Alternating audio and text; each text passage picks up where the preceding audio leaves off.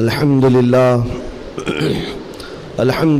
الحنان المنان الذي خلق الإنسان وعلمه البيان والصلاة والسلام على رسوله سيد الإنس والجان وعلى آله وأصحابه ذوي الخير والإحسان أما بعد فأعوذ بالله من الشيطان الرجيم بسم الله الرحمن الرحيم ومن يبتغي غير الإسلام دينا فلن يقبل منه وهو في الآخرة من الخاسرين صدق الله مولانا العظيم۔ بارگاہ رسالت مآب صلی اللہ تعالیٰ علیہ وسلم میں ایک بار درود پاک کا ہدیہ پیش کریں۔ اللہم صلی علی سیدنا و مولانا محمد معدن الجود والکرم وآلہ واصحابہ الکرام وابنہ الکریم وبارک وسلم صلاة دائمة سرمدا ابدا۔ عزیزان گرامی وقار، ایک حدیث پاک ہے، رسول گرامی وقار صلی اللہ تعالیٰ علیہ وسلم ارشاد فرماتے ہیں، ایمان کی حلاوت، ایمان کی لذت، ایمان کی جو شیرینی ہے، مٹھاس ہے، آپ کو ملی ہے یا نہیں ملی ہے یہ میں نہیں بتا سکتا ہوں، لیکن اگر پانا ہے اس کی لذت، اس کی حلاوت، ایمان کی مٹھاس ہوتی کیسے ہے، اس کے لیے حضور پاک صلی اللہ علیہ وسلم نے 3 علامتیں بتائی ہیں۔ جس شخص کے اندر یہ 3 باتیں آ جائیں تو پھر وہ ایمان کی لذت محسوس کر سکتا ہے، ایمان کی مٹھاس اسے مل سکتی ہے۔ ایمان جو ہے صرف داڑھی ٹوپی کا نام نہیں ہے، جبہ کرتے کا نام نہیں ہے، ایمان صرف جھنڈا لے کر گھومنے کا نام نہیں ہے، ایمان ایک الگ کیفیت ہے جس کا سرور بندے کو ملتا ہے، جس کی لذت اور جس کی شیرینی کو وہ بتا نہیں سکتا، اور وہ کیسے حاصل ہوتی ہے؟ 3 چیزیں میرے آقا فرماتے ہیں۔ پہلی چیز، اللہ اور اس کے رسول سے سب سے زیادہ محبت کرتا ہو، پہلی چیز۔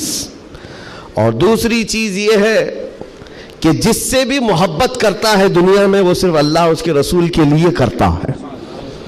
تیسری چیز ہے، کفر میں واپس لوٹنے کو اتنا سخت سمجھتا ہو جیسے آگ میں ہاتھ ڈالنے کو سخت سمجھتا ہو۔ آگ میں ہاتھ ڈالنا کسی کے لیے آسان ہوگا، لیکن کفر و شرک کی طرف جانے کو سخت ناپسند کرتا ہو۔ یہ 3 چیزیں اگر تمہارے اندر آ گئی تو ایمان کی لذت مل جائے گی، ایمان کی مٹھاس مل جائے گی۔ زندگی میں سب سے زیادہ پرائیورٹی کس چیز کو ہو؟ اللہ اور اس کے رسول کو۔ دوسری چیز، دنیا میں جس سے بھی تعلق بنے گا وہ صرف اللہ اور اس کے رسول کے لیے بنے گا۔ تیسری چیز، کفر کی طرف کبھی لوٹنا پسند ہرگز نہ کرے، بلکہ کفر کا نام سنتے ہی اس کے اندر ایسی ہیبت آ جائے کہ میں آگ میں ہاتھ ڈالنا تو پسند کروں گا لیکن کفر کی طرف ہرگز نہیں جا سکتا۔ یہ 3 چیزیں تمہارے اندر ہیں یا نہیں، آپ آبزرو کر لیں، خود آپ اس کا احتساب کر لیں کبھی بیٹھ کر کے کہ میں زندگی میں سب سے زیادہ کس سے محبت کرتا ہوں۔ اگر اللہ اس کے رسول سے سب سے زیادہ محبت کرتے ہو تو اس کا مطلب ہے کہ پہلی چیز تمہارے اندر آ گئی ہے۔ اور اپنے تعلقات کو دیکھ لو، جس سے بھی آپ کے تعلقات ہیں وہ اللہ اس کے رسول کی رضا کے لیے ہے تو دوسری چیز بھی تمہارے اندر ہے۔ اور تیسری چیز بہت امپورٹنٹ ہے جو اس زمانے کے لیے ہے، کفر کی طرف لوٹنا اتنا ناپسند کرتا ہو جتنا آگ میں جانا بھی ناپسند نہ کرتا ہو۔ یعنی آگ میں جانا جتنا اس کے لیے ناپسند ہے اس سے زیادہ کفر میں جانے کو ناپسند کرتا ہو۔ یہ چیز اگر آپ کے اندر ہے تو میرے عزیزو ایمان کی لذت مل جائے گی، ایمان کی مٹھاس مل جائے گی۔ اس دور کے حالات کے اعتبار سے میں اگر اب بات کروں، قرآن کی آیت تو 1400 سال سے یہ اعلان کر رہی ہے، وَمَنْ يَبْتَغِي غَيْرَ الْإِسْلَامِ دِينًا فَلَنْ يُقْبَلَ مِنْهُ۔ اسلام کے علاوہ کسی بھی دین کی طرف تم منہ بھی لگائے، توجہ بھی کیے تو قیامت کے دن پھر وہ سب سے بڑے گھاٹے میں ہوں گے، ہرگز قبول نہیں کیا جائے گا۔ میں بات یہاں سے شروع کرتا ہوں کہ آج لوگوں نے اس کو ہلکے میں لینا شروع کر دیا، چاپلوسی کرتے کرتے، خوشامد دوسروں کی واہواہی حاصل کرنے کے لیے کبھی پوجا پاٹ میں بھی شریک ہو گئے، کبھی ان کی رضا حاصل کرنے کے لیے ان کی محفل میں بھی بیٹھ گئے، اللہ اور اس کے رسول کو چھوڑ دیا۔ تمہارے دین میں کمی کس بات کی ہے؟ کتوں کو راضی کرنے کے لیے شیر کبھی کتا نہیں بنتا، ایک بات یاد رکھو، رسول پاک صلی اللہ تعالیٰ علیہ وسلم کا جو سپاہی ہے وہ ہر گھڑی ہر میدان میں سپاہی ہے. اسے کس چیز کی کمی ہے؟ کس چیز کی کمی ہے؟ جو عزت ملی ہے وہ نام مصطفیٰ سے ملی ہے. ایک صحابی ہیں حضرت نعمان، ایک بادشاہ کے ہاں گئے تھے ایمبیسیڈر بن کر کے، ترجمان حضور کے قاصد بن کر گئے تھے. بہت دور ملک تھا، میرے آقا مدینے میں ہیں، لیکن جانتے ہو اس بادشاہ نے آپ کے آنے کے لیے ریشم کا قالین بچھایا، سونے کی کرسی لگائی. لیکن وہ صحابی رسول جیسی آئے، اپنی تلوار سے انہوں نے ریشم کے قالین کو پھاڑ دیا، زمین پر چلنے لگے. اور کرسی جب سونے کی کلائی کی ہوئی کرسی بچھائی گئی ان کے لیے، بادشاہ نے بہت عزت دیا کہ محمد عربی کا قاصد آیا ہے، سفیر آیا ہے، لیکن انہوں نے کرسی کو بھی ٹھکرا دیا، کہا مجھے دوسری کرسی لاؤ. کیوں؟ صرف اس لیے. اس بادشاہ نے پوچھا کہ اتنا زیادہ غرور ہے عرب والوں میں، اتنا زیادہ ایٹیٹیوڈ ہے محمد عربی کے غلاموں میں، ان کے سفیروں میں؟ صحابی رسول نے کہا نہیں، نہ یہ غرور ہے نہ یہ تکبر ہے. میرے آقا صلی اللہ تعالیٰ علیہ وسلم نے فرمایا ریشم کا استعمال مرد کے لیے حرام ہے، سونے کا استعمال مرد کے لیے حرام ہے. تو میں مدینے میں رہوں تب بھی غلام ہوں، دنیا میں کہیں پر رہوں تب بھی میں غلام ہوں. انہوں نے پاس و لحاظ رکھا ہے نسبت رسول کا. تو پھر وقت کے بادشاہوں کو بھی انہوں نے جھکنے پر مجبور کیا ہے. کس چیز کی کمی ہے مسلمانوں تمہارے پاس؟ کون سی دولت کی کمی ہے؟ سب سے بڑی دولت تو تمہارے پاس یہ ہے.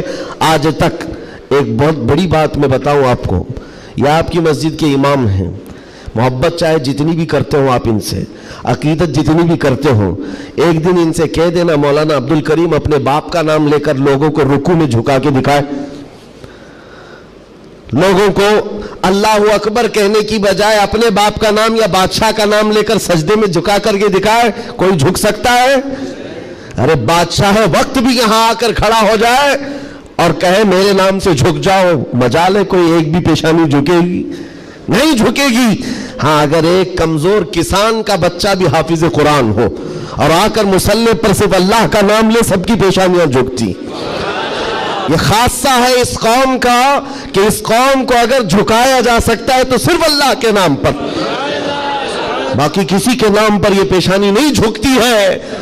اور آپ کو پتا ہے آج کے دور کا یہ بھارت تو چھوٹا ہے، اکھنڈ بھارت جس پر اکبر بادشاہ راج کرتا تھا، جس میں افغانستان تک کی سیمائیں آتی تھی، اس دور میں ڈکٹیٹر رول ہے، کوئی الیکشن والا بادشاہ نہیں ہے.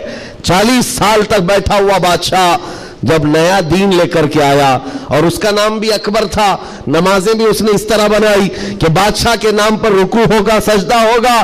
میرے عزیزوں، ایسا تمکنت اور ایسے جلال والا بادشاہ، لاکھوں کی فوج ہے اس کے پاس، بڑے بڑے راجے مہاراجے آنکھ نہیں ملا سکتے تھے، لیکن جب اس نے یہ کہا کہ عبادت میں بادشاہ کے نام پر جھکنا ہوگا، صرف 25 سال کی عمر کا مجدد الف ثانی کھڑا ہو گیا، کہا نہیں یہ پیشانی جھکے گی تو صرف اللہ کے نام پر. حد ہو گئی میرے عزیزوں. بادشاہ وقت جس کے پاس سارا جبر طاقت ہے نہیں جھکا سکا. اور جھکانے کے لیے اس نے ایک بار کیا کیا، دربار میں اتنا چھوٹا سا دروازہ بنایا کہ آنے والا جھک کر کے ہی آئے. جو بھی دربار میں آئے وہ جھک کر، سیدھا آ نہیں سکتا تھا، اتنی چوکھٹ چھوٹی بنا دی. مجدد صاحب رحمت اللہ تعالیٰ علیہ کو بلایا گیا تھا دربار میں کہ یوں تو یہ جھکتا نہیں، لیکن دربار میں آنا ہے تو کیسے آئے گا. جب وہ قریب پہنچے دیکھا کہ اتنی چھوٹی چوکھٹ بنی ہوئی ہے اور یہاں جانے کے لیے رکوع کی حالت میں جانا پڑتا ہے. وہ اللہ رب العزت کا ایسا بندہ، رسول پاک کا سپاہی، اپنے دین کا محافظ، دیکھتا ہے جانا ہے ٹھیک ہے جائیں گے، لیکن جس وقت داخل ہونا تھا وہ نہ جھکے، نہ ہی رکوع کیا، نہ ہی پیشانی جھکائی، پہلے پیر اندر ڈال دیا، پیر اندر ڈال دیا. جیسے سامنے لوگوں نے دیکھا کہ لوگ پیشانی پہلے اندر ڈال کر کے آتے تھے، اور یہ عالم دین ہے کہ پیر اندر ڈال کر کے آ رہا ہے. یہاں جیسی آئے تو لوگوں نے یہ اعلان کیا کہ بادشاہ کی بڑی توہین ہوئی، بادشاہ کی بڑی توہین ہوئی. پاؤں دکھا کر کے آ رہا ہے یہ مولوی، قدم دکھا کر کے آ رہا ہے. آپ نے کہا بادشاہ کی توہین میں نے نہیں کی، بادشاہ نے خود اپنی توہین کروائی ہے. اسے خود پیر پسند تھے اس لیے دروازہ چھوٹا کیا۔ عزیزان گرامی وقار، تمہارے پاس کس چیز کی کمی ہے؟ اللہ تعالیٰ نے یہ خصوصیت عطا کی ہے، یہ پیشانی کبھی کسی غیر کے سامنے نہیں جھکتی ہے، نہیں جھکتی ہے۔ کروڑوں کے سامنے تھوڑی طاقت و قوت کی پوجا کرنے والی یہ قوم نہیں ہے۔ آج ان کے پاس طاقت آئی تو ان کی پوجا کریں گے، ان کے پاس آئی تو ان کی پوجا کریں گے۔ قوم مسلم صرف اور صرف اللہ وحدہ لا شریک کی عبادت کرتی ہے۔ ہم رسول پاک سے بے پناہ محبت کرتے ہیں لیکن عبادت نہیں کرتے رسول کی بھی۔ حضور پاک صلی اللہ علیہ وسلم کے دربار میں بھی عبادت نہیں کرتے، تعظیم ہے، عبادت صرف اللہ کی کرتے ہیں۔ یہ خاصہ کم ہے، اسی بات سے تو پوری دنیا کو کڑن ہے اور جلن ہے کہ یہ دنیا میں ایک واحد قوم ایسی ہے۔ مجھے بتاؤ، ان سب کو جھکنے کے لیے مورتیاں دیکھنا پڑتا ہے، ہاں عبادت کرنے کے لیے اپنے اپنے خداؤں کی صورت اور مورت بنائی ہوئی ہے۔ پوری دنیا میں کروڑوں مسجدیں ہوں گی، کسی بھی مسجد میں خدا کی کوئی تصویر ہے؟ کہیں کوئی تصویر بنائی گئی ہے اللہ کی کہ اسے دیکھنا ہوگا پھر جھکنا ہوگا؟ عیسائی ہوں کہ یہودی ہوں کہ ہندو ہوں کہ کوئی بھی قوم ہو، سبوں نے کچھ نہ کچھ مورت بنائی ہے۔ صرف یہ تنہا قوم ہے جو بنا دیکھے اللہ کی بارگاہ میں سجدہ کرتی۔ یؤمنون بالغیب، اللہ نے تعریف میں فرمایا ہے یہ غیب پر ایمان لانے والی جماعت ہے، اور جس کا ایمان ہی اتنا مضبوط ہے خدا کو دیکھا کبھی نہیں اور جھکتے ہیں۔ آج تک امام صاحب کے پیجامے کو لے کر سوالات ہوتے رہے، امام صاحب کے آنے جانے کو لے کر سوالات ہوتے رہے، کوئی ایک بندہ بھی مجھے بتاؤ آ کر امام صاحب سے کہتا ہے ہر دن آپ جھکاتے ہیں کبھی اللہ کو دکھاتے کیوں نہیں؟ کوئی نہیں پوچھتا، ہر ایک کو پتا ہے ہمارا ایمان ہی ہے غیب پر ایمان لانے والی قوم۔ عزیزان گرامی وقار، اب میں آگے بات کرتا ہوں، جب اتنی خصوصیات تمہارے پاس ہے تو پھر اگر چہرہ کسی اور کی طرف جائے تو میں سمجھتا ہوں وہ دنیا کا بدترین آدمی ہے، بد نصیب آدمی ہے، جس کو اللہ نے سب سے بڑی نعمت دی تھی اور وہ ٹھکرا کر کے دوسروں کی جھولی میں چلا گیا۔ اسی لیے قرآن کہتا ہے وَمَنْ يَبْتَغِ غَيْرَ الْإِسْلَامِ دِينًا فَلَنْ يُقْبَلَ مِنْهُ، جو اسلام کے علاوہ کسی دوسرے دین کی طرف پھر گیا قیامت کے دن ہرگز اسے قبول نہیں کیا جائے گا۔ وَهُوَ فِي الْآخِرَةِ مِنَ الْخَاسِرِينَ، وہ آخرت میں بہت بڑے گھاٹے میں ہوگا۔ میں ایک مثال دیتا ہوں آپ کو، ایک جو گھٹنا گھٹی ہے، ایک حادثہ مکہ مکرمہ کا، ایک حادثہ جو لکھا ہوا ہے کتابوں میں۔ قبرستان میں ایک وہاں پر جب کسی کا انتقال ہوا، ایک صاحب ہیں وہ حاجی ہیں، وہ کہتے ہیں کہ جب قبرستان میں ہم گئے تو دفن کرنے کے لیے قبر میں قبرستان کی ساری چیزیں بھری ہوئی تھی، تو لوگوں نے ایک قبر بتائی، ایک حاجی صاحب کا انتقال ہوا تھا، کہا کہ ان کو اسی قبر میں دفن کرنا ہے۔ لوگوں نے کہا یہاں ایک عالم دین کی قبر ہے۔ اب مکہ مکرمہ کے قبر ایسے ہیں کہ 6 مہینے سال بھر کے بعد کھل جاتے ہیں، اور ممبئی والوں کو سمجھانے کے لیے آسان بھی ہے کہ یہاں پہ بھی کھول دی جاتی ہیں، جگہ کی قلت ہے۔ تو جب دفن کرنے کے لیے اس عالم دین کی قبر کھولی گئی تو وہاں وہ عالم دین نہیں ہے، وہ ایک جوان لڑکی سوئی ہوئی ہے، ایک نوجوان لڑکی ہے۔ تو جو جنازے میں آئے ہوئے تھے انہوں نے، ایک حاجی نے کہا میں تو اس لڑکی کو پہچانتا ہوں، یہ عرب کی نہیں ہے، مکہ کی نہیں، یہ فرانس کی رہنے والی اور کرسچن لڑکی ہے، یہ عیسائی لڑکی ہے۔ کہا یہ کیسے ہو سکتا ہے، ناممکن ہے۔ گھر سارے لوگوں کو جو خبر تھی وہ ایک اچھے عالم دین کی قبر تھی، یہاں ایک دوسری لڑکی کیسے دفن ہے؟ تو یہ ہنگامہ ہوا، بات پھیل گئی۔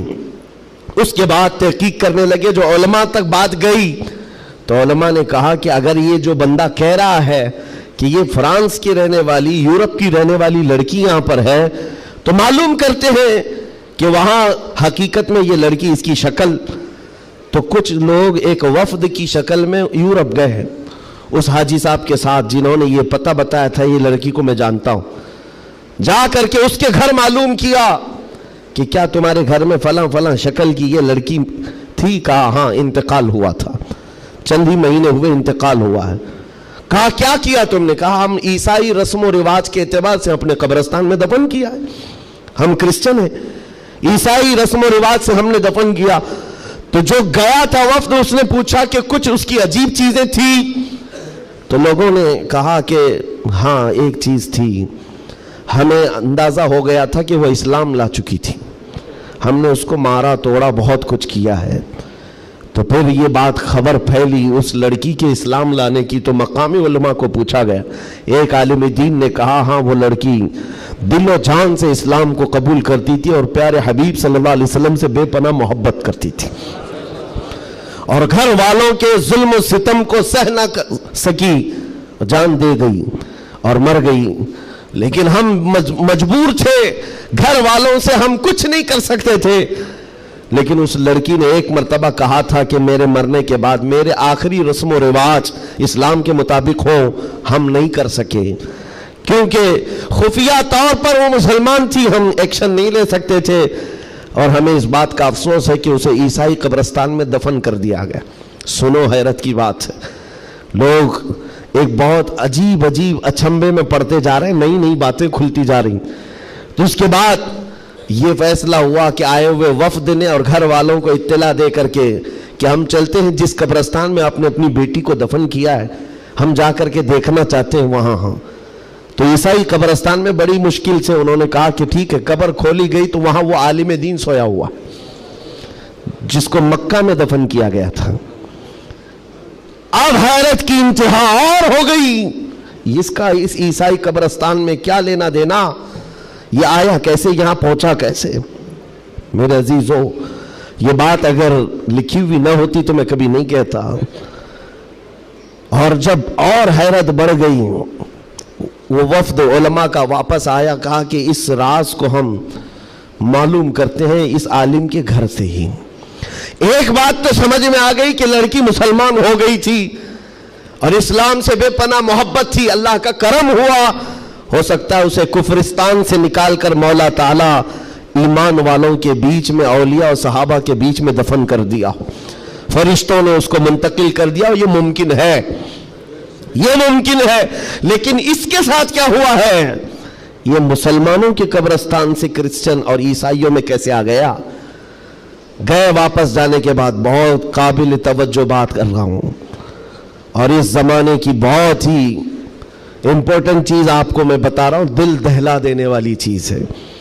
واپس آنے کے بعد اس عالم کے گھر گئے لوگ, اس کی بیوی موجود تھی جو بیوہ تھی.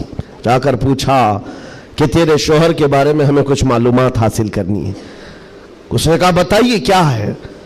کہا کہ کیسا تھا وہ. کہا اس کے اخلاق بہت اچھے تھے, اور نمازوں کی, کہا ایک نماز بھی قضا نہیں کرتا تھا, پابند تھا, لین دین میں سب چیزوں میں اچھا تھا. پھر بچا کیا, بیوی ساری چیزیں اچھی بتا رہی, مسلمان ہے.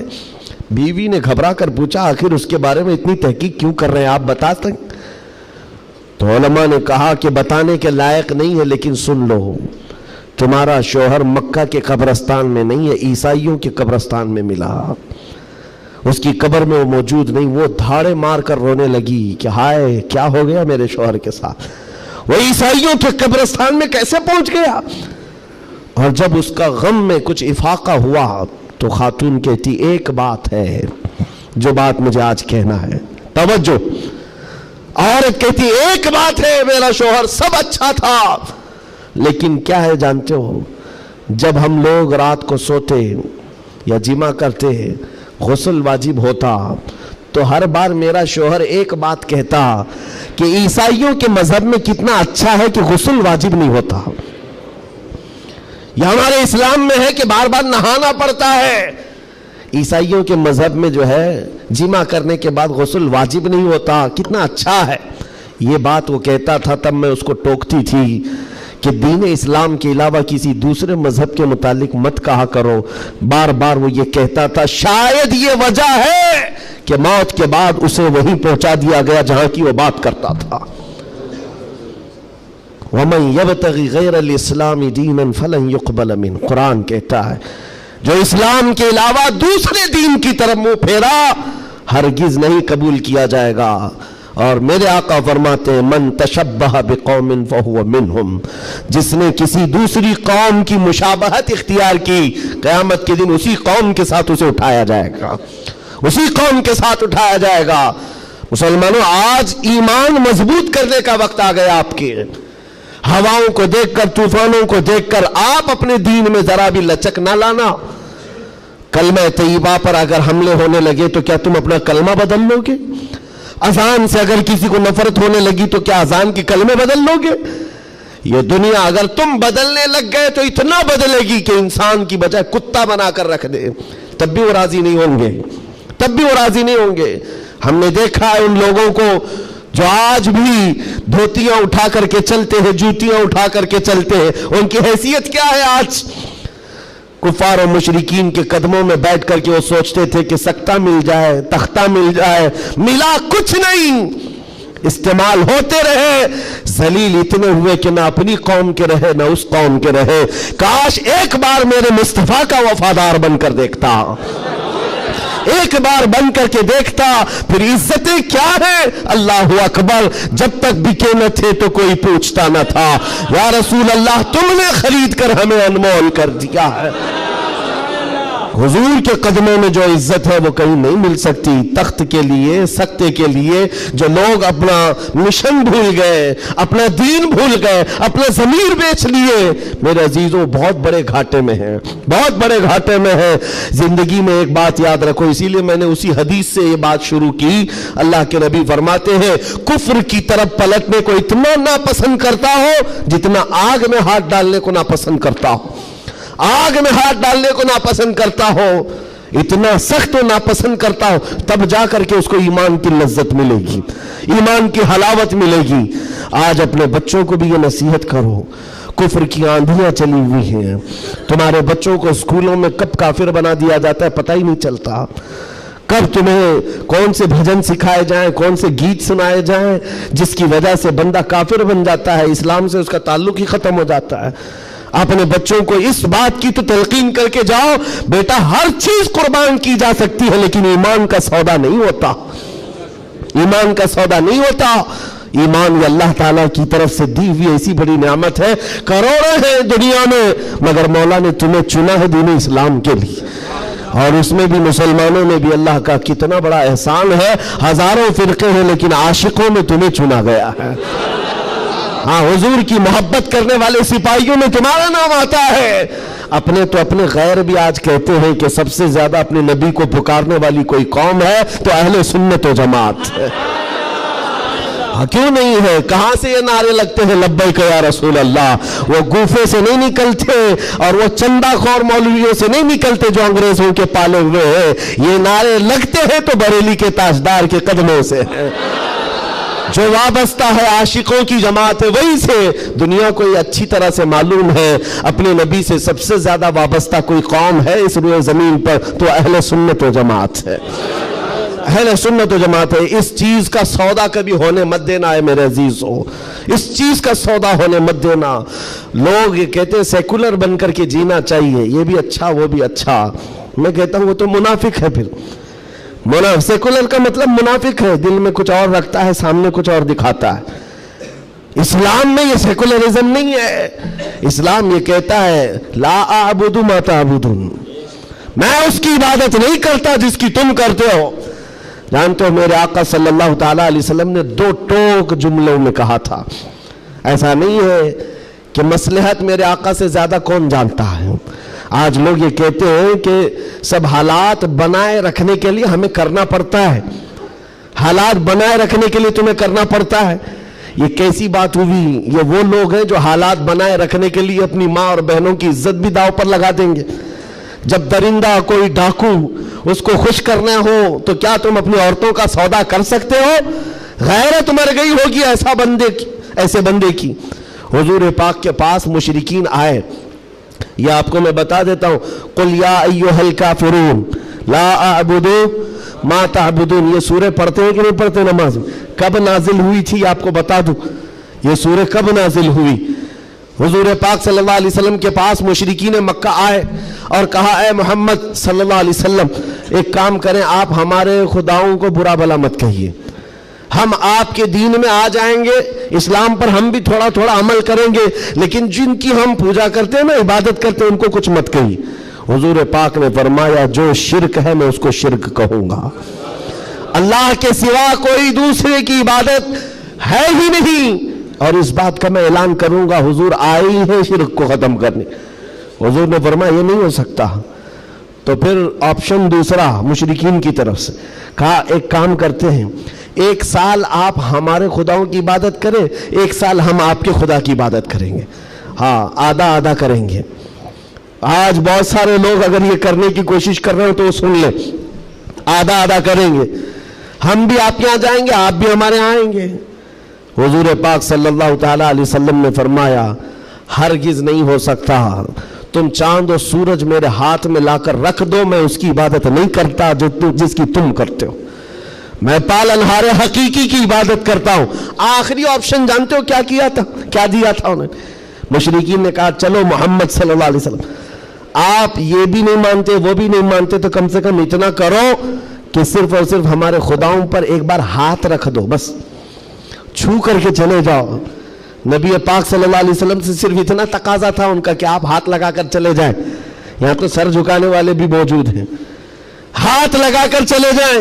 نبی پاک صلی اللہ علیہ وسلم جلال میں کہا ہاتھ لگانے کی بات، بلکہ میں تو نظر بھی اٹھا کر نہ دیکھوں، نظر بھی اٹھا کر نہ دیکھوں۔ تب اللہ تعالیٰ نے پوری سورہ نازل فرمائے قل یا ایھا الکافرون لا اعبد ما تعبدون، اے محبوب آپ فرما دے اے کافروں میں اس کی عبادت نہیں کرتا جس کی تم عبادت کرتے ہو۔ یہ 2 ٹوک جملوں میں کہا گیا ہے، اور حالات ایسے بھی ہوئے میرے عزیزوں، چمتکار کو لوگ آج کہتے ہیں نا جو بھی چمتکار ہوگا اس کی پوجا ہوتی ہے، عجیب و غریب چیز دکھے تو لوگ اس کو ایک افواہ کے شکل میں ایسا بناتے ہیں جیسے اس کا عقیدہ بن جائے۔ حضور پاک صلی اللہ تعالیٰ علیہ وسلم کے زمانے میں صحابہ کو رجھانے کے لیے کیا کیا نہیں کیا گیا مکہ مکرمہ میں۔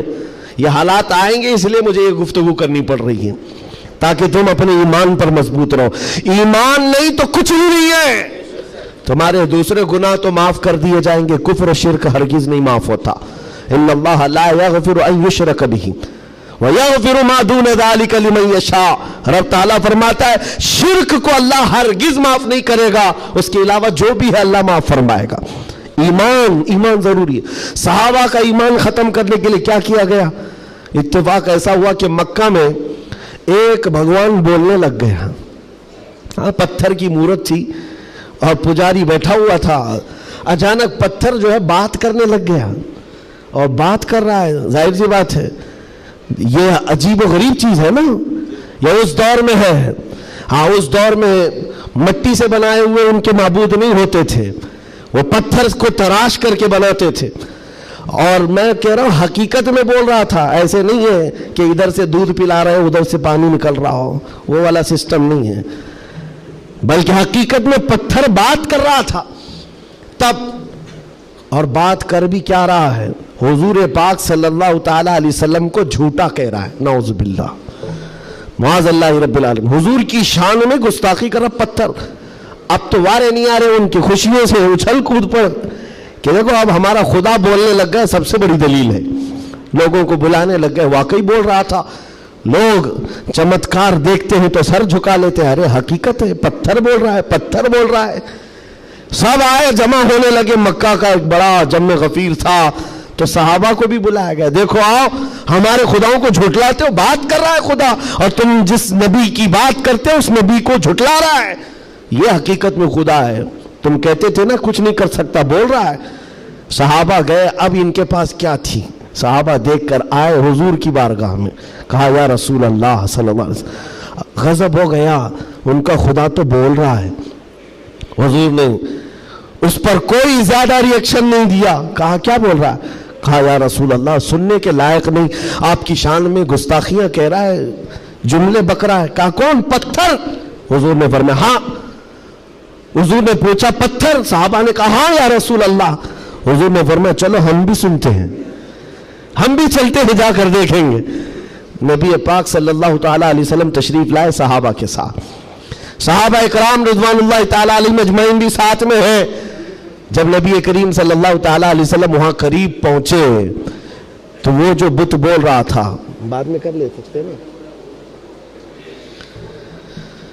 جب وہاں پر حضور اکرم صلی اللہ تعالیٰ علیہ وسلم پہنچتے ہیں تو دیکھا وہ بت خاموش ہو گیا، اب نہیں بول رہا ہے، چپ ہو گیا ہے۔ حضور آتے ہیں، پجاری سے پوچھتے ہیں، بہت اعلان کر رہے تھے، کہاں ہے؟ क्या बोल रहा था? कहा बोल तो रहा था, सुबह से बोल रहा था, अभी चुप हो गया। हुजूर पाक ने फरमाया मैं भी सुनने के लिए आया हूं। अब वो पाँव में गिर पड़ा पुजारी, किसके? खुदा के। अरे हमारे खुदा बोल तो दो एक बार, जो सुबह से बोल रहे थे दोबारा बोलो, सुबह से बोल रहे थे दोबारा बोलो, क्योंकि अब जिल्लत थी। अब चुप हो गए, अब नहीं बोल रहा है। लोग जो खड़े थे वो भी गवाही दे रहे, नहीं सच में बोल रहा था, हमने भी सुना, हमने भी सुना। हुजूर पाक सल्लल्लाहु ताला अलैहि वसल्लम ने उस पुजारी को हटाया और कहा हटो, मैं पूछता हूं क्या बोल रहा था। हुजूर पाक सल्लल्लाहु ताला अलैहि वसल्लम करीब आए, पत्थर से कहा क्या बोल रहा था, बोल। पत्थर बोलने लगा अशहदु अल्ला इलाहा इल्लल्लाह व अशहदु अन्ना मुहम्मदन अब्दुहु व रसूलुहु।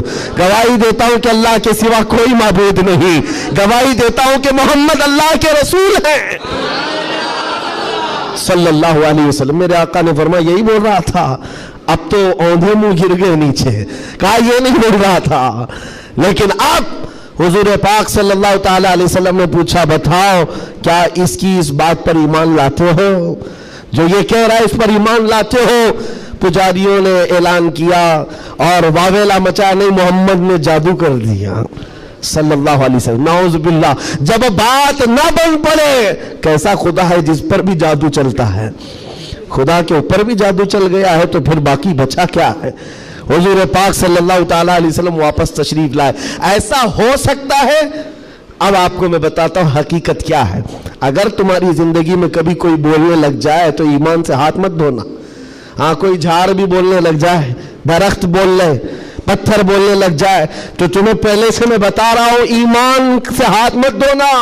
हो सकता है ये चीजें हो। अब तो करंट का जमाना है, बैटरी लगा करके कुछ भी बोला जाए, लेकिन उस दौर की बात कर रहा हूं जब कोई बैटरी और सेल नहीं थी। अब तो गुड्डी गुड़िया भी बोलती है। उस दौर में क्या हुआ, क्या था, पत्थर बोला कैसे? नबी पाक सल्लल्लाहु ताला अलैहि वसल्लम वापस तशरीफ ले जा रहे थे, बीच रास्ते में मेरे आका खड़े हो गए। एक साहब आए जंगल की तरफ से, उनके हाथों में तलवार थी, खून था। नबी पाक सल्लल्लाहु अलैहि वसल्लम उनसे गुफ्तगू करते रहे, फिर वो अचानक गायब हो गए।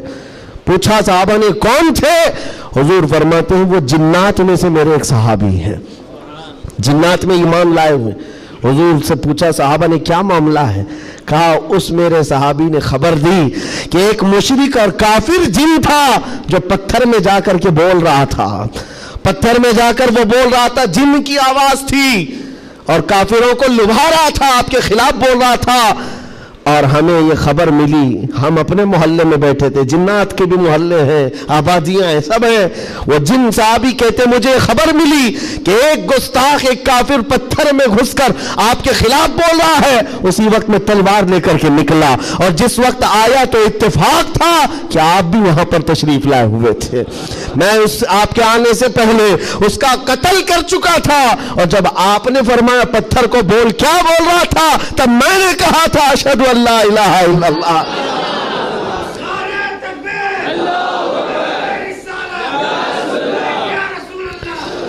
मेरे अजीजों एक बात याद रखो, सहाबा इकराम के सामने ये भी आजमाइश आई, लेकिन वो टस से मस नहीं हुए, टस से मस नहीं हुए। वो अपने ईमान पर जमे रहे, इस्तिकामत का वो पहाड़ बन करके कायम रहे।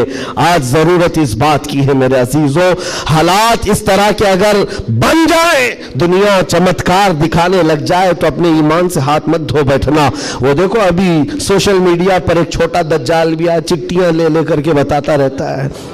छोटा दज्जाल, बड़ा दज्जाल आना बाकी है जो पानी बरसा के भी दिखाएगा, सब्जा उगा करके भी दिखाएगा और एक आदमी को मार कर जिंदा करके भी दिखाएगा। यह हदीस पाक में है। तुम अभी छोटे दज्जालों पर बिक गए तो बड़े दज्जाल के साथ क्या होगा? इसलिए आज जमे रहो।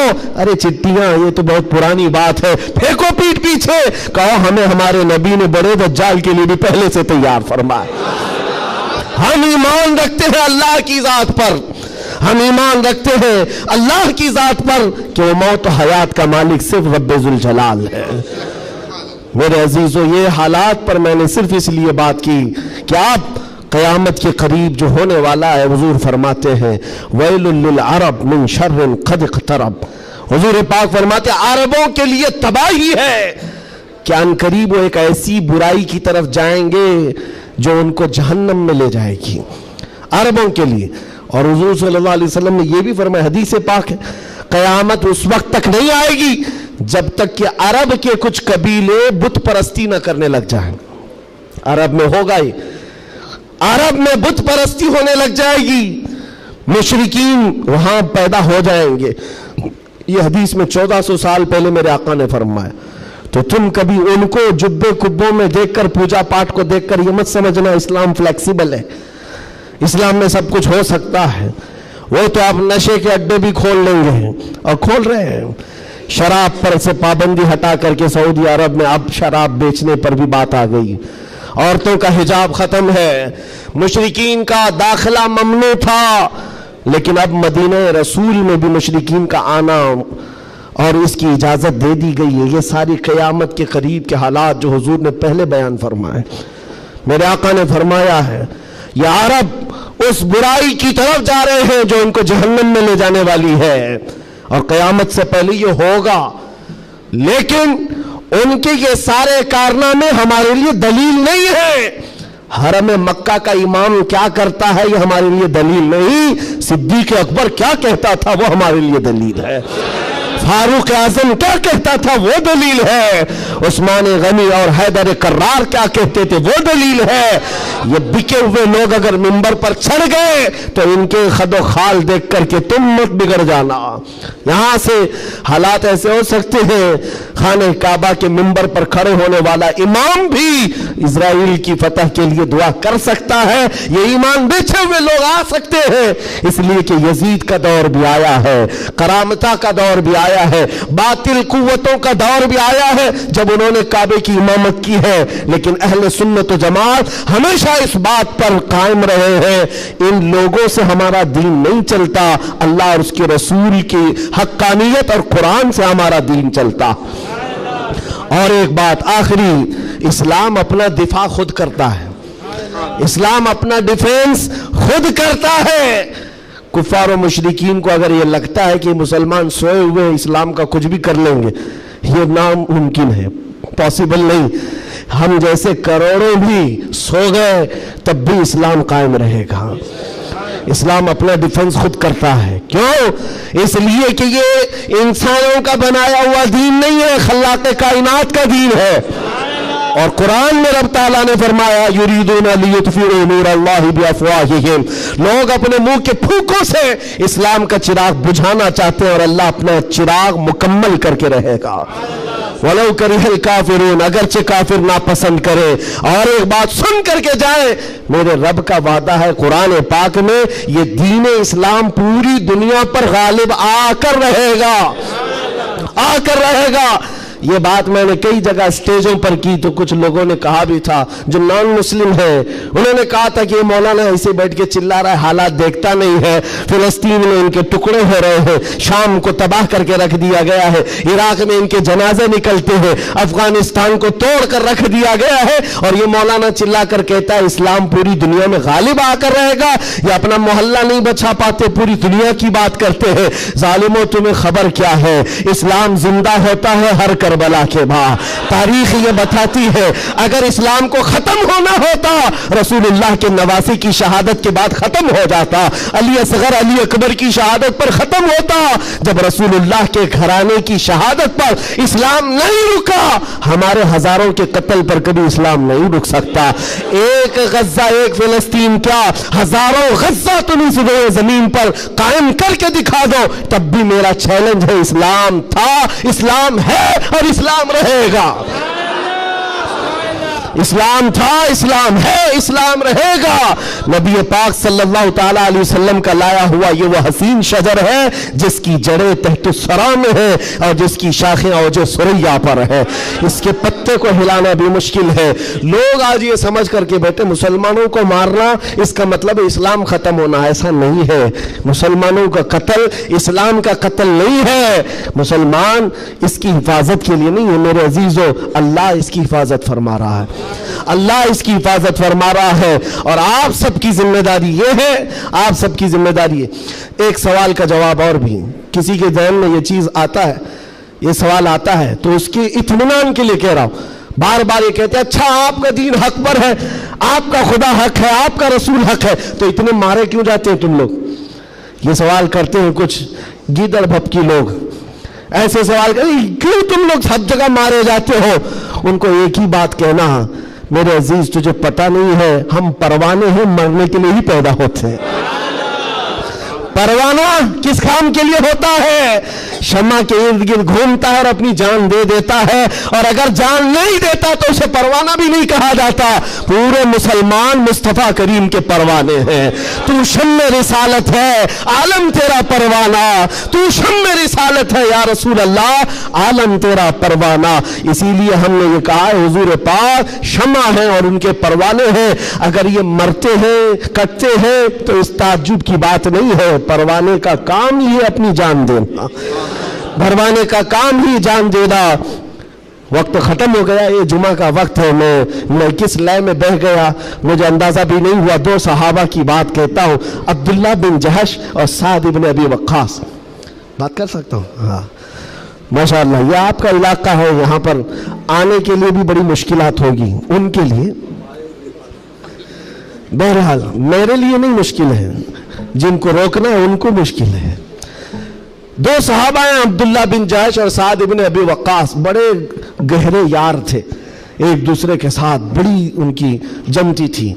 उहद के मैदान में जब हुजूर जा रहे थे, जंग के मैदान में, ये दोनों सहाबा बैठ करके दुआ कर रहे हैं। बस मैं इस पर ख़त्म कर दूंगा मेरे अजीज। दोनों साथी हैं, दुआ कर रहे हैं, मुसल्ला बिछाए। साद इब्न अबी वक्कास कहते हैं अब्दुल्ला बैठ, मैं दुआ करता हूँ, तू आमीन कहना। अब्दुल्ला बिन जहश कहते हैं ठीक है, तेरी दुआ के बाद मैं दुआ करूंगा, तुम आमीन कहना। दूसरे दिन जंग है, साद इब्न अबी वक्कास दुआ करते हैं अल्लाह कल तेरे रसूल के दीन की हिमायत के लिए मैं उतरूंगा, तेरे नबी के दीन की हिमायत के लिए उनकी सफ़ों में जाऊंगा। मौला मेरी इतनी दुआ है, मेरा सामना किसी ऐसे बड़े पहलवान से कर, मेरा सामना दुश्मनों के ऐसे बड़े पहलवान से कर जो सबसे बड़ा पहलवान हो। और ख्वाहिश तो देखो दुआ में क्या कह रहे हैं साद इब्न अबी वक्कास, ऐ अल्लाह मैं चाहता हूं कभी उसको सामने से मारूं, कभी दाएं से मारूं, कभी बाएं से मारूं, कभी पीछे से, और उसके बाद गिरा दूं और सीने पर चढ़कर कहूं लब्बैक या रसूल अल्लाह, यानी इस्लाम का परचम बुलंद करो। ये उनकी दुआ थी। अब्दुल्ला बिन जहश आमीन कह रहे थे। उसके बाद अब्दुल्ला बिन जहश कहते अब मैं दुआ करता हूं, तू आमीन कह। अल्लाहु अकबर, उनकी दुआ कैसी है, अल्लाह अल्लाह। हदीस में पढ़ता हूं मेरी आंखें भीग जाती हैं। अब्दुल्ला बिन जहश कहते हैं अल्लाह कल तेरा रसूल मैदान में उतर रहा है, और उहद के मैदान में जब मैं तेरे दीन की हिमायत के लिए उतरूं तो दुश्मनों की तरफ मैं बढ़कर चला जाऊं तेरी मोहब्बत में, तेरे नबी की मोहब्बत में। कभी कोई दुश्मन मुझे सामने से मारे, कभी दाएं से मारे, कभी बाएं से मारे, कभी पीछे से मारे, और तेरे मोहब्बत में मौला, तेरे रसूल की मोहब्बत में हर जगह से जख्म खाऊं और फिर मैं शहीद हो जाऊं इस्लाम जिंदाबाद कहते हुए, इस्लाम की बुलंदी का नारा लगाते हुए शहीद हो जाऊं। एक मारने की दुआ कर रहा है, एक मरने की दुआ कर रहा है। ये रसूलुल्लाह के परवाने हैं। दूसरे दिन मैदान जंग में जब ये सहाबा आए उहद के मैदान में, मेरे अजीजों दुआ कबूल थी, दुआ कबूल थी। साद इब्न अबी वक्कास जैसी आए, आपके मुकाबिल में मुशरिकीन का वो पहलवान आया जिसके बारे में कहा जाता था वह 1000 लोगों की तनहा ताकत रखता था, वो मुकाबिल में आया। साद इब्न अबी वक्कास कहते मैं तो कामयाब हो गया, मौला ने मेरी दुआ सुन ली और बड़ा पहलवान मेरे सामने भेजा। और फिर तीर जब चलाते थे और तलवार चलाते थे, उनकी दुआ के मुताबिक ही उस बड़े पहलवान को कभी दाएं से मारा, कभी बाएं से मारा, कभी सामने से मारा। और साद इब्न अबी वक्कास की तलवार और उनकी तीर का अंदाजा कर सकते हो, ये तन्हा सहाबी है। जब तीर चलाते थे मेरे आका पीछे से कहते थे बिअबी अंत व उम्मी इर्मी या साद, ऐसा तीर चला मेरे माँ बाप तुझ पर कुर्बान हो। सारी दुनिया कहती है या रसूल अल्लाह मेरे माँ बाप आप पर कुर्बान, लेकिन अल्लाह का रसूल कहता है ऐसा तीर चला मेरे माँ बाप तुझ पर कुर्बान। अब फिर तीर की ताकत का अंदाजा क्या होगा। ढेर हो गया दुश्मन, ढेर हो गया बड़ा पहलवान, सीने पर चढ़कर कहा इस्लाम था, इस्लाम है, इस्लाम रहेगा। मेरे अजीजों उसके बाद اس کے بعد جب جنگ کا خاتمہ ہوا شام کے وقت، یہ جنگ شکست میں بدل گئی تھی، پہلے فتح ہوئی پھر شکست ہوئی، 70 صحابہ شہید ہوئے۔ سعد ابن ابی وقاص وہ ڈھونڈتے رہے میرا جگری یار کہاں ہے، عبداللہ بن جہش کہاں ہے، اپنا جگری یار جس کے ساتھ اٹھتے بیٹھتے، جن کے ساتھ بیٹھ کر لمبی باتیں ہوتی تھی۔ ڈھونڈنے پر نکلے تو کسی نے کہا تمہارا جگری یار تو شہید ہو گیا، شہید ہو گیا۔ حضرت سعد ابن ابی وقاص کے دل پر لگی بات، جس کا گہرا دوست انتقال کر جائے اس کی دنیا ادھر سے ادھر ہو جاتی ہے۔ سعد ابن ابی وقاص کہتے ہیں میں دیکھنا چاہتا ہوں میرے جگری یار کو۔ ڈھونڈتے ہوئے آئے، لوگوں نے کہا عبداللہ بن جہش کو ماننا پڑے گا، ایسا لڑا کہ نرغے میں چلا گیا۔ سعد ابن ابی وقاص پوچھتے کیا ہوا ان کے ساتھ؟ لوگوں نے روتے ہوئے کہا عبداللہ بن جہش کو لوگ دائیں سے بھی مار رہے تھے، بائیں سے بھی مار رہے تھے، سامنے سے بھی مار رہے تھے، پیچھے سے بھی مار رہے تھے، مارتے مارتے شہید کیا، ان کے جسم کے 80 ٹکڑے کر دیے تھے، 80 ٹکڑے۔ ان کے ٹکڑوں کو رسی میں پیرو کر کافروں نے ہار بنا کر پہن لیا۔ حضرت سعد ابن ابی وقاص قریب آتے ہیں اور جسم کے ان کے ٹکڑے زمین پر گرے ہوئے تھے، جو گرم گوشت تھا اٹھایا۔ سعد ابن ابی وقاص کہتے عبداللہ تو مجھے چھوڑ کر چلا گیا، لیکن کل رات ہم نے دعا کی تھی، اللہ نے میری دعا بھی قبول کی، تیری دعا بھی قبول کی۔ سنو اے مسلمانوں، سعد ابن ابی وقاص کہتے ہیں میں نے جو دعا کی تھی اللہ نے وہ قبول کیا، بڑا دشمن میرے سامنے لایا، اور تو نے جو دعا کی تھی اللہ نے وہ بھی قبول کیا، مگر قسم رب ذوالجلال کی اے عبداللہ میری دعا سے تیری دعا کئی درجے افضل ہے، اس لیے کہ مارنے کی بات الگ ہے، حضور کی محبت میں مر جانے کا مزہ الگ ہوتا ہے۔ جان ہے عشق مصطفیٰ روز فضو کرے خدا، جس کو ہو درد کا مزہ نازے دوا، اٹھائے کیوں پھر کے گلی گلی تباہ، ٹھوکرے سب کی کھائی کیوں، دل کو جو عقل دے خدا تیری گلی سے جائے کیوں۔ قرآن کہتا ہے کہ ڈرو اس آگ سے جس کا ایندھن انسانوں کو اور پتھروں کو بنایا جائے گا۔ جب جب انسان اس میں ڈالے جائیں گے آگ اتنی تیزی سے بھڑکتی چلی جائے گی۔ میرے عزیزو، دوزخ کے صفات میں جو بیان ہوا ہے، ایک بار نبی اقدس صلی اللہ تعالیٰ علیہ وسلم تشریف فرما، ایک بہت بڑی دھماکے کی آواز آئی۔ صحابہ سے حضور نے پوچھا کیا تم نے یہ آواز محسوس کی، کیا ہے؟ صحابہ نے عرض کیا اللہ اور اس کے رسول بہتر جانتے ہیں۔ نبی اکرم صلی اللہ تعالیٰ علیہ وسلم ارشاد فرماتے ہیں آج سے 70 سال پہلے جہنم کے منہ سے ایک پتھر گرایا گیا تھا، اس کی تہ میں اب جا کر کے وہ گرا ہے۔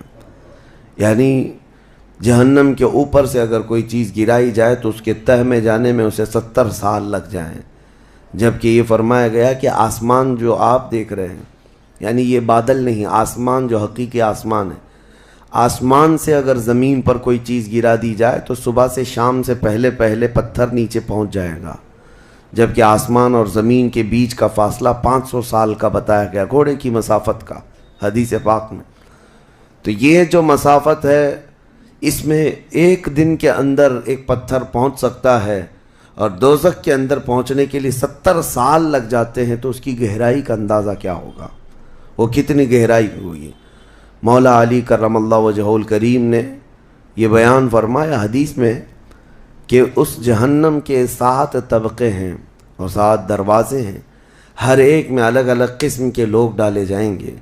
مشرکین کا دروازہ الگ ہے، منافقین کا الگ ہے، کفر کرنے والوں کا الگ ہے، اور اس کے علاوہ جو ہمیشہ رہنے والے تو یہ ہو گئے، پھر جو عذاب چکھنے والے ہیں، چغل خوروں کا دروازہ ہے، سود خوروں کا دروازہ ہے، زنا کرنے والوں کا دروازہ ہے، چوروں کا دروازہ ہے۔ یہ سب دروازے ان الگ الگ گناہ کرنے والوں کے نام سے وہاں پر مرقوم ہیں۔ عزیزان گرامی وقار، دوزخ کو جو اس دن لایا جائے گا، فرمایا گیا کہ 70,000 فرشتے اس کو کھینچ کر کے لا رہے ہوں گے، جبکہ ایک فرشتے کی طاقت کا اندازہ کیا کر سکتے ہیں آپ؟ ایک فرشتہ یہ موجودہ پوری دنیا کو ہلا سکتا ہے، لیکن قیامت کے دن جہنم کو کھینچ کر کے لایا جا رہا ہوگا تو 70,000 فرشتے بیڑیاں ڈال کر کے جہنم کو لا رہے ہوں گے، اور جہنم کے کان بھی ہیں، جہنم کی آنکھ بھی ہے، جہنم کی ساری چیزیں میرے آقا صلی اللہ علیہ وسلم نے بتایا، وہ سنتی بھی ہے، بولتی بھی ہے اللہ کی بارگاہ میں، اور جب لایا جا رہا ہوگا فرشتے گھسیٹ کر کے لا رہے ہوں گے تو وہ اپنی بھوک کا احساس کرتی ہوگی، چیختی ہوگی، اور اس کی بھوک صرف اور صرف یہی انسانوں سے پوری کی جائے گی، کفاروں، مشرکین اور گنہگاروں سے اس کو بھرا جائے گا۔ میرے عزیزوں، نبی پاک صلی اللہ تعالیٰ علیہ وسلم ارشاد فرماتے ہیں، یہ تم جو دنیا میں آگ جلاتے ہو، یہ اس جہنم کی آگ کا 70واں حصہ ہے، یعنی 69 حصے اور اس کو تپایا جائے تو جہنم کی آگ ہوگی۔ ہم دنیا کی آگ کو سہ نہیں پاتے، ہم دنیا کی آگ میں اپنی انگلی نہیں رکھ پاتے، لیکن جہنم کی آگ اس سے 70 گنا زیادہ بھڑکائی ہوئی ہے۔ 1000 سال تک اس آگ کو بھڑکایا گیا تو سرخ ہو گئی، لال ہو گئی، پھر حدیث پاک میں ہے دوبارہ اس آگ کو 1000 سال تک بھڑکایا گیا تو وہ آگ سفید ہو گئی، پھر 1000 سال تک اس آگ کو تپایا گیا تو وہ کالی ہو گئی۔ اب فرمایا گیا جہنم کی آگ صرف اور صرف کالی ہے، وہاں روشنی کا کوئی نام ہی نہیں ہے، وہاں کوئی روشنی کا نام نہیں ہے۔ دوزخ کی آگ کا اندازہ اس طرح بتایا گیا۔ جہنم میں ڈالے جانے والوں کی صفات سورہ واقعہ میں بھی موجود ہے۔ اللہ کریم نے فرمایا کہ جب وہ جائیں گے اصحاب الشمال ما اصحاب الشمال فی سموم و حمیم و ظل من یحموم لا بارد ولا کریم، جب ان کو ڈالا جائے گا، یہ بائیں جانب والے، کیا بائیں جانب والے تم کیا جانو، وہ ایسی خطرناک ہواؤں میں ہوں گے وہاں پر۔ اچھا، 3 طرح کا عذاب بتایا گیا ہے، ایک آگ کا عذاب، ایک دھوئیں کا عذاب، اور ایک ٹھنڈ کا عذاب بھی ہے۔ ٹھنڈ کا عذاب یعنی ایسی برفیلی جگہ کہ جو ہڈیوں کو گلا دیا کرتی ہے، وہ عذاب بھی وہاں پر ہے، زمہریر اس کو قرآن میں فرمایا گیا۔ تو وہاں ایک دخان بھی ہے، اللہ تعالیٰ نے فرمایا دھواں کا عذاب، جس سے دم گھٹتا ہے، جس سے سانس نہیں لے سکتا آدمی۔ یہ تینوں طرح کے عذاب ہیں۔ کھانے کے لیے تھوہڑ کا ایک درخت، تھوہڑ اس کو کہا گیا، شجرۃ الزقوم، یہ کانٹے دار ایک درخت۔ جب جہنمی بھوک کی شدت کا احساس کر رہے ہوں گے کہ ہمیں کچھ کھانا دیا جائے، تو ایک کانٹے دار درخت ہے جس کو تھوہڑ کا پھل کہا جاتا ہے، وہ دیا جائے گا۔ وہ اتنے کانٹے بھرا ہوا ہوگا کہ اس کو جب دوزخی کھائے گا تو اس کے گلے میں سے اٹک کر کے کانٹے حلق سے باہر آئیں گے، اس کی گردن سے کانٹے باہر نکلنے لگ جائیں گے، نہ وہ اندر جاتے ہیں نہ باہر آتے ہیں۔ اس پھل کی کیفیت یہ ہے، تو پھر وہ شدت سے چیخ مار کر کے کہیں گے کہ ہمیں پانی تو دیا جائے، تو اب مائے حمیم دیا جائے گا۔ مائے حمیم کیا ہے؟ اللہ تبارک و تعالیٰ نے قرآن میں فرمایا فشاربون شرب الہیم، یہ سورہ واقعہ میں اللہ تعالیٰ نے فرمایا کہ ان لوگوں کو اس دن جو پانی پلایا جائے گا وہ جہنمیوں کا سڑا گلا ہوا پیپ ہوگا جس کو پکایا جائے گا، اور اس کے بعد وہ اتنا کھولتا ہوگا کہ جب ان کو پھل ہضم کرنے کے لیے دیا جائے تو وہ پانی قریب کریں گے تو ان کے نیچے کا جبڑا لٹک کر کے نیچے زمین تک آ جائے گا، یعنی اس کی جھلس کر کے آگ اتنا گرم ہوگا، اس کے سوا ان کے پاس کوئی چارہ نہ ہوگا۔ وہی پانی جب وہ پینے کی کوشش کریں گے تو وہ پھل تو ختم ہوگا لیکن ان کی انتڑیاں پیچھے کے مقام سے نکل چکی ہوں گی، یہ کیفیت ان کی کنٹینیو ہوتی ہوگی۔ آپ تو یہ سمجھ رہے ہوں گے کہ کتنا دردناک عذاب ہے، اس کے بعد تو موت ہے، لیکن حدیث پاک میں یہ بھی ہے کہ جب ان جہنمیوں کا یہ عذاب دیکھیں گے تو وہ اتنا چیخ کر کے داروغ دوزخ حضرت مالک رضی اللہ تعالیٰ عنہ سے درخواست کریں گے۔ حضرت مالک علیہ السلام جو جہنم کے داروغہ ہیں، اس فرشتے سے یہ پکار کر کے کہیں گے کہ ہماری بات کرا رب تعالیٰ سے، ہمارا حساب کر دے، ہمارا یہاں خاتمہ ہو جائے، ہم یہ سہ نہیں پا رہے ہیں۔ قرآن پاک میں یہ بھی ہے کلما نضجت جلودہم بدلناہم جلودا غیرہا لیذوقوا العذاب، جب ان کی چمڑیاں جلیں گی اللہ فرماتا ہے ہم دوسری چمڑی پہنا دیں گے تاکہ وہ نیا عذاب چکھ سکیں۔ حضرت کعب احبار رضی اللہ تعالیٰ عنہ فرماتے ہیں 1 گھنٹے میں 70 بار چمڑی بدلی جائے گی، 1 منٹ سے بھی کم ٹائم میں ان کی چمڑی بار بار بدلی جائے گی تاکہ وہ نیا عذاب چکھ سکیں. کیونکہ چمڑی جلنے کے بعد، جیسے کہ سائنس بھی یہ کہتی ہے کہ پین ریسیور ختم ہو جاتا ہے، درد کو محسوس کرنے والا حصہ جلنے کے بعد کم ہوتا ہے، اور قرآن کہتا ہے کہ ہم نئی چمڑی ان کو لگائیں گے تاکہ درد کا احساس ہر بار ہوتا رہے. اب جب وہ 1000 سال تک حضرت مالک علیہ السلام ان کی طرف توجہ نہیں کریں گے اور پھر کہیں گے تم مجھے کیوں کہتے ہو، تمہارے رب سے کہو، اس کے بعد پھر 1000 سال تک وہ حضرت مالک کو چیختے رہیں گے کہ رب سے ہماری بات کرا. حضرت مالک اللہ کریم کی بارگاہ میں کہتے ہیں اے رب العالمین، دوزخ میں پڑے ہوئے ان تمام جہنمیوں نے تجھے پکارا ہے، تو ان کا فیصلہ فرما دے.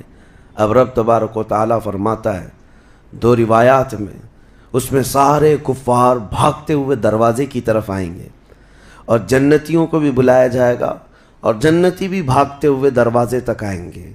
جنتی ڈر رہے ہوں گے کہ کہیں ہم کو نکلنے کے لیے نہ کہا جائے، اور دوزخی اس بات کی خوشی میں ہوں گے کہ شاید ہم کو یہاں سے نکالا جا رہا ہے. اور جب سب پورے دروازے کے قریب پہنچیں گے تو رب تبارک و تعالی جہنمیوں سے پوچھتا ہے، سوال فرماتا ہے کہ اگر تمہارے یہاں سے نکلنے کے لیے فدیہ دینا پڑے تو کیا دے سکتے ہو؟ تو وہ کہیں گے کہ جتنی بڑی دنیا ہم چھوڑ کر کے آئے، دنیا میں جو کچھ بھی نعمتیں تھی، جتنا مال تھا، جتنا سونا چاندی، پوری دنیا، مولا اگر یہ دینے کی ہماری طاقت ہو تو ہم وہ سب دے کر کے جہنم سے نکلیں گے، پوری دنیا دے کر کے ہم تیرے دوزخ سے نکلیں گے. تو رب تعالیٰ فرماتا ہے میں نے تو اتنا بڑا حکم تم کو دنیا میں نہیں دیا تھا، میں نے تو صرف تم کو ایمان لانے کا کہا تھا، اور تم نے کفر کر کے اتنی بڑی سزا کو اپنے اوپر مسلط کیا. آج پوری دنیا فدیے میں دینے کو تیار ہو، اور کل جب تم زندہ تھے تو 2 رکعت تمہارے لیے بھاری تھی، تمہارے لیے راہ خدا میں 1 روپیہ بھاری تھا، اور آج پوری دنیا فدیہ میں صدقہ کر کے نکلنا چاہتے ہو. رب تبارک و تعالی جہنمیوں سے فرمائے گا میں نے اتنی بڑی چیز کا تو تمہیں دنیا میں حکم نہیں دیا تھا، اتنی بڑی چیز کا حکم نہیں دیا تھا. آپ سنو، ایک مینڈھے کی شکل، ایک بکرے کی شکل کی کوئی چیز لائی جائے گی جنت اور دوزخ دونوں کے بیچ میں، جنتی بھی دیکھ رہے ہوں گے اور دوزخی بھی دیکھ رہے ہوں گے. رب تبارک و تعالی ان دونوں لوگوں سے پوچھے گا، جنتیوں کو بھی اور دوزخیوں کو بھی، کہا اس کو پہچانتے ہو، اس کو پہچانتے ہو، یہ کیا چیز ہے؟ سب پکار کر کہیں گے ہاں مولا ہم پہچانتے ہیں، یہ موت ہے، یہ موت ہے جو ہمارے ہاں آیا کرتی تھی. موت کو سب پہچانیں گے. تب رب تعالیٰ فرشتوں کو حکم فرمائے گا موت کو اب ذبح کر دو. موت کو سب کے سامنے ذبح کر دیا جائے گا ایک مینڈھے کی شکل کی چیز لا کر کے، اور رب تعالیٰ اس وقت فرمائے گا اب نہ جنتیوں پر موت آئے گی نہ دوزخیوں پر موت آئے گی، موت ہے ہی نہیں. تو اب جس کو جو سہنا ہے وہ سہنا ہوگا. تم 10 بار جلائے جاؤ گے تو بھی مرنا نہیں ہے، تم 10 بار کاٹے جاؤ تو بھی مرنا نہیں ہے. اب رب تعالیٰ قرآن میں فرماتا فی ناری جہنم و فیہا خالدون، دوزخ کے عذاب میں، دوزخ کی آگ میں ہمیشہ ہمیش کے لیے چلے جاؤ. میں نے خطبے میں یہی آیت شروع میں پڑھی تھی سأصلیہ سقر وما ادراک ما سقر. اللہ فرماتا ہے میں تمہیں جھونک دوں گا دوزخ میں اور تم کیا جانتے ہو کہ دوزخ کیا ہے، دوزخ کیا ہے. اللہ تعالیٰ نے قرآن پاک میں اس کے متعلق فرمایا ہے وما ادراک ما ہی نار حامیہ. تمہیں پتہ ہے کہ یہ کیا ہے؟ کہ اس دن دوزخ کے سلسلے میں، اور نبی پاک صلی اللہ تعالیٰ علیہ وسلم سے جبرائیل امین نے قسم لے کر کے فرمایا یا رسول اللہ صلی اللہ علیہ وسلم اگر دوزخ کے اندر سے ایک سوراخ کھول دیا جائے دنیا کی طرف تو پوری دنیا صرف اس سوراخ کی گرمی سے مر جائے گی، پوری دنیا میں موجود لوگ ختم ہو جائیں گے اگر ایک سوراخ دوزخ کا کھول کر کے دنیا کی طرف کر دیا جائے. اور یہ بھی فرمایا کہ جو جہنم کے فرشتے ہیں عذابات دینے کے لیے ان فرشتوں میں سے ایک فرشتہ بھی دنیا میں اتر جائے تو اس کی ہیبت سے لوگوں کے بھیجے پھٹ جائیں، اس کی ہیبت سے لوگ زمین بوس ہو جائیں، بے ہوش ہو جائیں، ایک فرشتے کو دیکھنے کی تاب نہیں رکھتے دنیا میں۔ عزیزان گرامی وقار، وہ ہے دوزخ، یہ ہے جہنم، جس کی متعلق ابھی میں نے جو کہا وہ شاید 5% بھی نہیں کہا ہوگا۔ مختصر سی بات میں اس لیے آج یہ آپ کے سامنے رکھا کہ لوگوں کو یہ ہلکا لگتا ہے کہ دوزخ سے آزاد ہو رہا ہے، کوئی جیل ہے کہ یہاں سے آزاد ہو گیا، پہلے وہاں پر بھی کھانا پانی سب چل رہا تھا۔ دوزخ، جہنم، جس کے تصور سے رونگٹے کانپ جائیں جسم کے اندر۔ صحابہ ڈرتے تھے، اولیاء ڈرتے تھے، انبیاء ڈرتے تھے، جن کے لیے میرے آقا صلی اللہ تعالیٰ علیہ وسلم نے بشارت دے دی تھی جنت کی، اس کے باوجود وہ خوف سے تھراتے تھے۔ دوزخ کا ذکر آتا قرآن پاک میں تو اللہ نے سورہ فجر میں فرمایا کلا اذا دکت الارض دکن دکا وجاء ربک والملک صفا صفا وجیء یومئذ بجہنم۔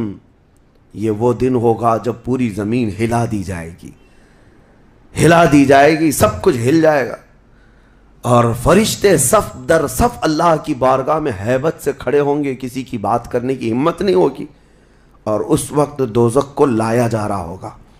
اور دوزخ کو لائے جانے کا جو منظر بتایا گیا ہے، اللہ اکبر، 70,000 فرشتے جب اسے کھینچ رہے ہوں گے، پورے محشر میں ایک ہلچل ہوگی، پورے محشر کے میدان میں ایک عجیب سی ہلچل ہوگی کہ جہنم کو لایا جا رہا ہے، دوزخ کو لایا جا رہا ہے، اور ہر ایک ڈرا ہوا ہوگا، نہ جانے کس کا نام آئے گا، پتہ نہیں کس کو وہاں جھونکا جائے گا۔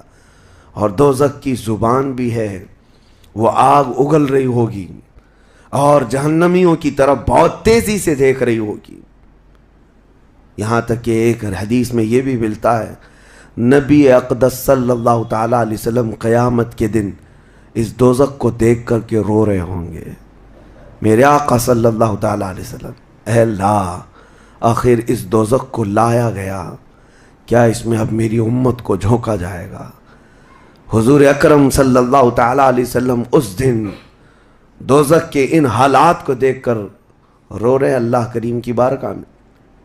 عزیزان گرامی وقار، اس سے آزادی کے لیے جو اولیاء کرام رویا کرتے تھے وہ معمولی چیز نہیں ہے۔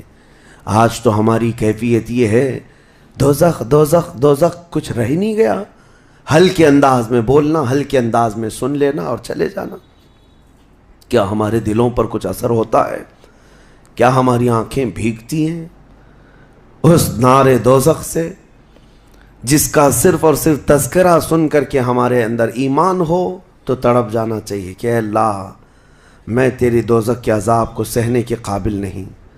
آج موم بتی میں میری انگلی جل جائے تو میں برداشت نہیں کر پاتا، تو پھر اس دوزخ کا کیا حال ہوگا جس کے متعلق حضور صلی اللہ علیہ وسلم فرماتے ہیں دنیا کے جتنے بڑے اونٹ ہوتے ہیں اتنا بڑا تو دوزخ کا ایک بچھو ہوگا، ایک بچھو ہوگا، اونٹوں کے برابر کے بچھو ہوں گے، اور سانپوں کا ڈنک ایسا ہے کہ وہ سانپ کا ڈنک کسی پہاڑ پر بھی یہاں کے وہ مار دے سانپ دوزخ کا تو پہاڑ کے اندر ٹکڑے ٹکڑے ہو جائیں، پاش پاش ہو جائے۔ لیکن یہ سب دوزخیوں پر مسلط کیا جائے گا۔ نبی اکرم صلی اللہ تعالیٰ علیہ وسلم سے پوچھا گیا ہلکا عذاب کیا ہے؟ آپ فرماتے ہیں آگ کی جوتیاں پہنائی جائیں گی جس کی گرمی سے تانبے یا پیتل کی پتیلی میں کوئی پانی جیسا پکتا ہے، ایسا اس کا بھیجا پک کر ابل رہا ہوگا، اور وہ یہ سمجھے گا کہ میں سب سے بڑے عذاب میں مبتلا ہوں۔ حضور فرماتے جبکہ وہ سب سے ہلکے عذاب میں ہوگا، اور جو دردناک عذاب ہے، جو ذلت والا عذاب ہے، جو بڑا عذاب ہے، اس کا تو اندازہ ہی نہیں۔